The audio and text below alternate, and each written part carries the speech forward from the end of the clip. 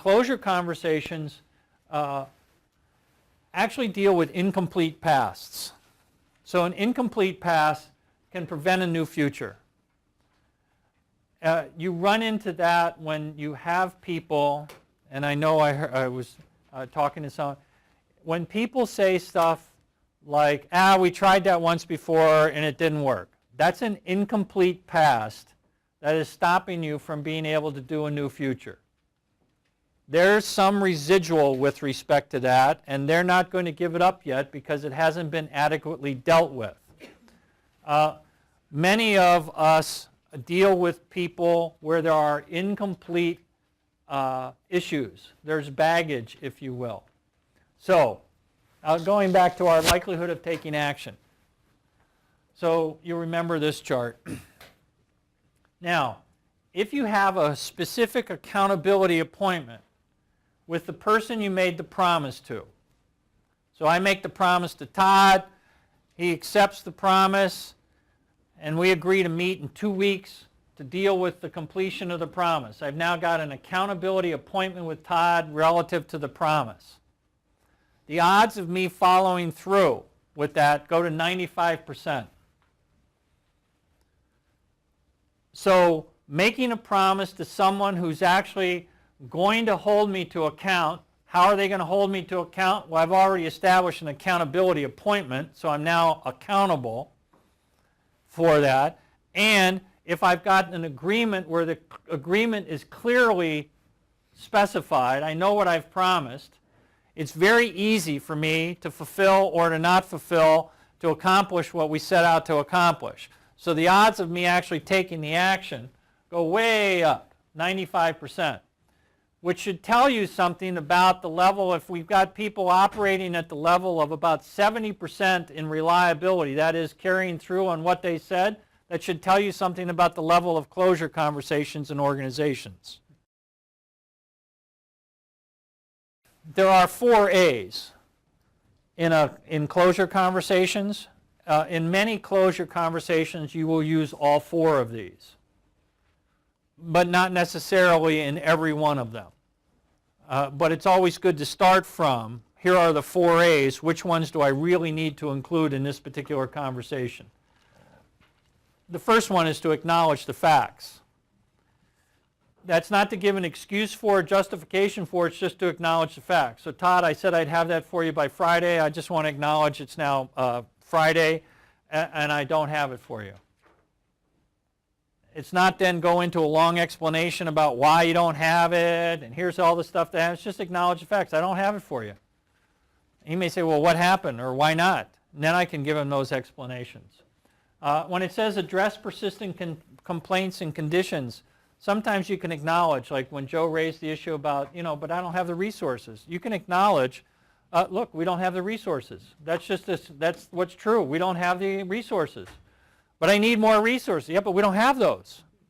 So that's a persistent complaint about a condition that's not going to change. Appreciate the people. Appreciate the people is where recognition occurs. Recognize accomplishment and contribution.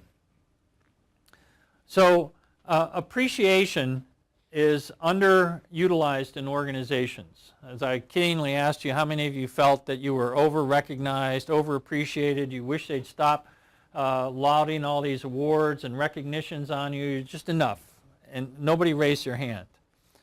Most people feel under-recognized and underappreciated at work, regardless of the level of results that they produce. They do not have an experience of being valued, cared about, or appreciated.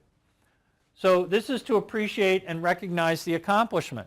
I really appreciate the work you gave on that project, the extraordinary hours you did, the breakthrough kinds of things you had to generate. You really appreciate them. And it's got to be an authentic appreciation. It's kind of like when people say, oh, thank you. That's not a real thank you. So it's got to be an authentic kind of appreciation. Apologize for mistakes and misunderstandings, even if you didn't do it. Yeah, but why would I apologize for a mistake or misunderstanding? Because I don't want it to be an issue between us. So yeah, that's why if you take the position that I suggested earlier, that you're getting everything that you ask for from people, and I don't get something I want from Janet, then I can apologize to Janet and say, Janet, I just really want to apologize. I clearly didn't communicate what I wanted from you before. That's a mistake on mine, and clearly created a misunderstanding. Now, is that necessarily true? She may have understood perfectly. But if I go in and say, well, Janet, you didn't do what you said, and you didn't do what you agreed to, and all those kinds of things, she'll get defensive. It'll become an issue between the two of us, and our communication won't work. And I'm interested in being able to accomplish my change. And I'd like her assistance in her partnership. So apologize for mistakes and misunderstandings. Take responsibility even if you didn't do it. Have any of you encountered a problem that was caused by somebody before you? Mike's hand went way up. Mike, could you just say something briefly about what it might have been? Yeah, look carefully. One of them was a process where there was zero cross-function, and somebody thought this was a great idea, moved forward with it, and now for the last year and a half I've been cleaning up the mess.